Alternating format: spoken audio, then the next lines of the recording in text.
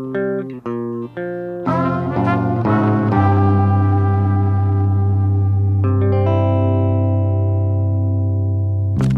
elle est belle! C'est une princesse de la famille Akhenaton. Akhenaton, c'est un pharaon comme Toutankhamon?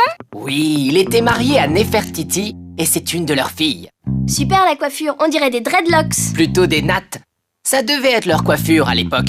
Il a dû en mettre du temps, le coiffeur, à faire ça. Et puis c'est drôle, on dirait un chapeau. C'est vrai, y a rien qui dépasse. Ils sont tout bien rangés du même côté. Et comme ça, on voit son épaule. Elle est quand même drôlement abîmée, la statue. Il y a son nez qui est cassé et la moitié de la peinture qui est partie. 14e siècle avant Jésus-Christ. Et en plus, c'est du calcaire. Ça devait être fragile. On voit quand même comment elle était. Ses yeux en amande, ses longs sourcils. Ouais, elle était super bien maquillée. Et son visage, il a une belle forme. Et son menton, parfait. Ah oui, le sculpteur, il était doué. Et ses joues et sa bouche toute fine. Oh, l'autre, il est amoureux d'une statue. N'importe quoi. Remarque, c'est vrai qu'elle est bien conservée pour son âge. La princesse Akhenaton, musée du Louvre.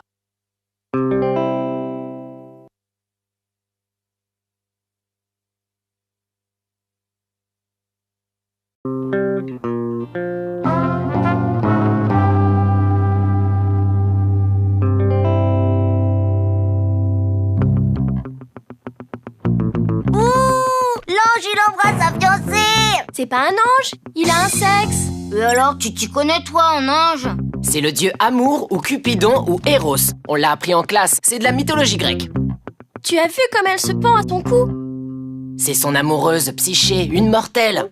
Mais Vénus, la maman d'Amour, a essayé de l'endormir pour toujours. Non. Si, elle était méga jalouse car son fils lui préférait Psyché. C'est dingue. Mais Amour a embrassé Psyché et l'a réveillée. Alors c'est comme la belle au bois dormant. Et la méchante, alors? Elle a perdu? Eh oui, grâce à Zeus, Psyché est devenue immortelle. Mais pourquoi ils sont tout nus? Parce que les Grecs aimaient montrer la beauté des corps nus. Antonio Canova a fait comme eux. Ils ont l'air drôlement amoureux. Toi aussi, quand tu seras grand, tu auras une belle fiancée. Eh, t'es pas folle? Je veux pas qu'on me voie tout nu, moi.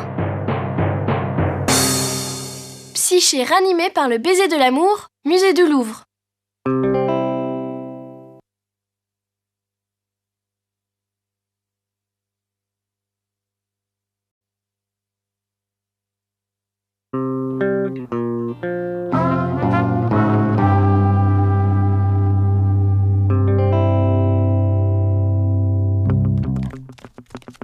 Waouh, un ange sans tête. C'est pas un ange, c'est la victoire de Samothrace. Les Grecs l'ont sculpté au 2e siècle avant Jésus-Christ.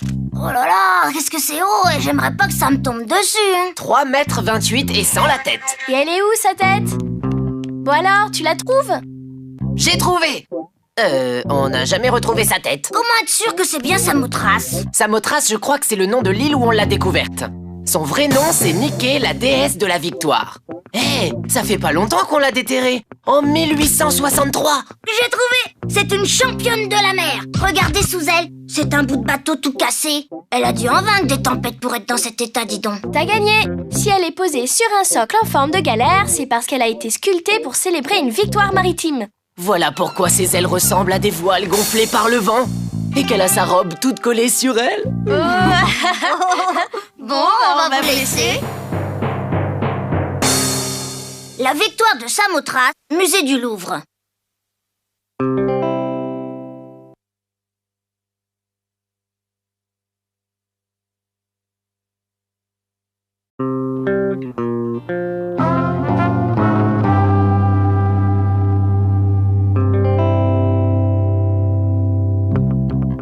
Eh ben, qu'est-ce qui t'arrive? Ça a pas l'air d'aller. Chut, il va s'endormir, c'est tout. Mais non, il est mourant. Et son copain, il peut pas l'aider? Ah non, lui, il est révolté. Il est occupé, il tente de briser ses liens. Vas-y, t'as les bras qu'il faut. Tu peux y arriver. Ils se ressemblent drôlement. Ce sont des frères? Non, des esclaves, les esclaves de Je Michel-Ange. croyais que c'était tout maigre, un esclave. Ils sont super costauds, ceux-là. Normal, ils sont en marbre. Mais c'est pas sculpté, là, ça fait abîmer.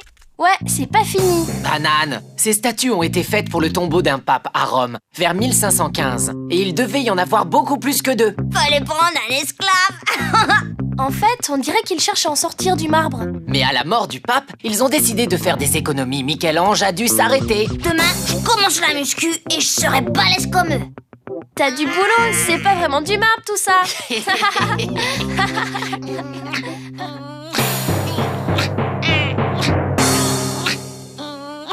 Les esclaves, musée du Louvre.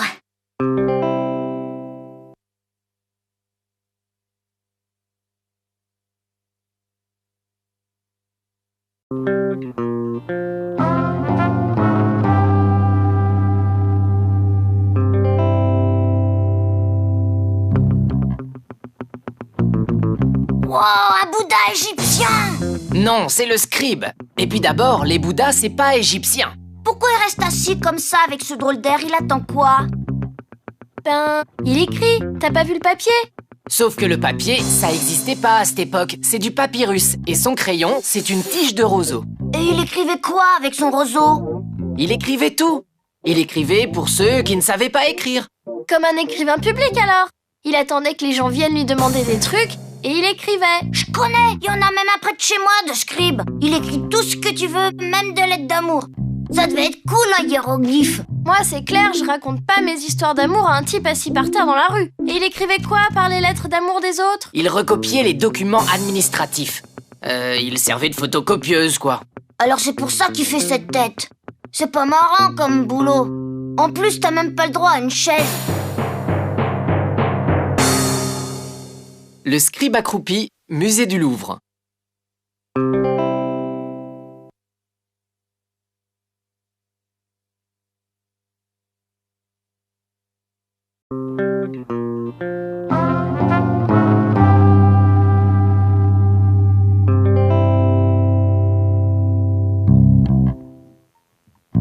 Waouh, super la statue!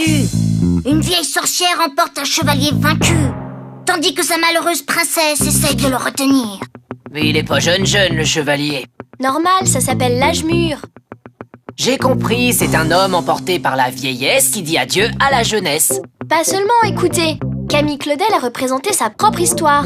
Elle s'est fait kidnapper par la vieillesse? Non, elle était jeune et amoureuse du sculpteur Rodin, qui avait 24 ans de plus qu'elle. Alors elle, c'est Camille Claudel. Lui, c'est Rodin. Et c'est qui la vieille bique? La compagne de Rodin, qu'il n'a pas voulu quitter pour Camille.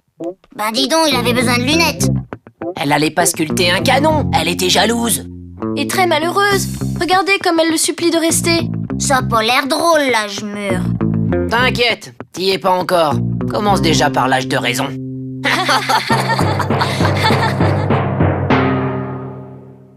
L'âge mûr, musée d'Orsay.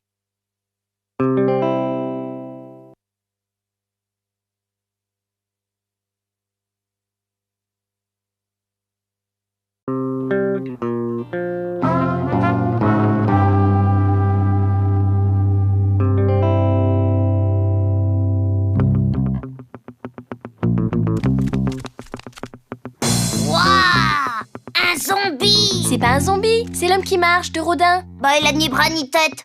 Rodin il a pas eu le temps de le finir. En fait, c'est une ébauche pour la statue d'un saint. Une ébauche. Un brouillon si tu préfères. De toute façon, on n'a pas besoin de sa tête pour marcher. C'est fastoche. D'abord, on pose le talon par terre, puis le reste du pied et... Hop, regarde ton pied gauche. T'as relevé le talon, alors que la statue, elle a les deux pieds bien à plat sur le sol. C'est parce qu'en fait, Rodin a triché. Il a pris 2 mouvements pour n'en faire qu'un. Regarde. Quand tu commences ton pas, c'est le pied gauche qui est à plat. Et quand tu avances, c'est le pied droit. Alors c'est comme si son homme qui marche était entre deux pas. Oui, et ça donne une plus forte impression de mouvement. Trop fort. C'est vrai que vu d'ici, on dirait que l'homme va nous marcher dessus. Oh là là là. Et moi, il me donne le vertige. Après l'homme qui marche, le petit qui tombe.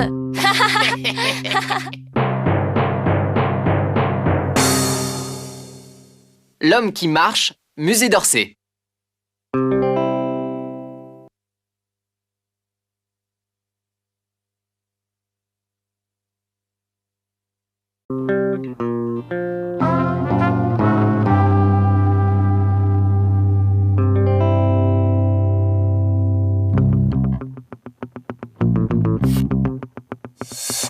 Les 4 continents.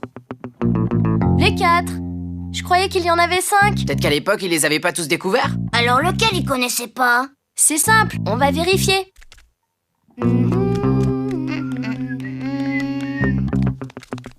La chinoise, c'est l'Asie. La noire, alors, c'est l'Afrique. La pauvre, elle est enchaînée... à la statue de la liberté. C'est l'Amérique, banane. Mais alors, c'est qui l'indienne avec des plumes? L'Amérique du Sud. À ce compte-là, tu peux en trouver des dizaines de continents. Ça pourrait être l'Océanie. Voilà, on a le compte. L'Asie, l'Afrique, Ouais. l'Amérique Ouais. et l'Océanie. Ouais. Il y a juste un truc qui cloche. L'Europe. C'est l'Europe qui n'avait pas découverte. Eh oui. Les 4 parties du monde soutenant la sphère céleste, musée d'Orsay.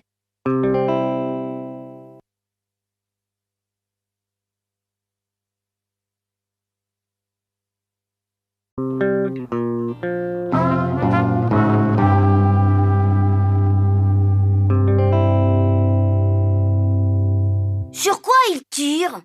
Héraclès tue les oiseaux du lac Stymphale d'Antoine Bourdelle.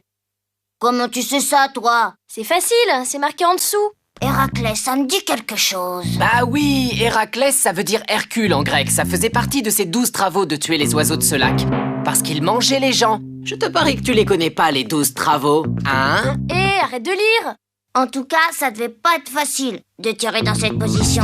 Hercule en arrière. Ouais, bah t'as qu'à essayer si t'es si maline. Waouh, t'as vu ses muscles? Vous pouvez toujours l'imiter, bande de minus. C'est l'homme le plus fort du monde. Oh, t'as raison, il est tellement balèze qu'il a même pas besoin de flèches. Ça lui fait une corde de moins à son arc. J'aurais jamais cru qu'il avait cette tête-là. T'as vu son nez? C'est pas un nez de boxeur? Ça s'appelle le profil grec, mais sois pas jaloux. Personne n'est comme ça dans la vie. Et puis Héraclès est un personnage mythique, il n'a jamais vraiment existé. Comment Bourdelle pouvait connaître la forme de son nez, alors?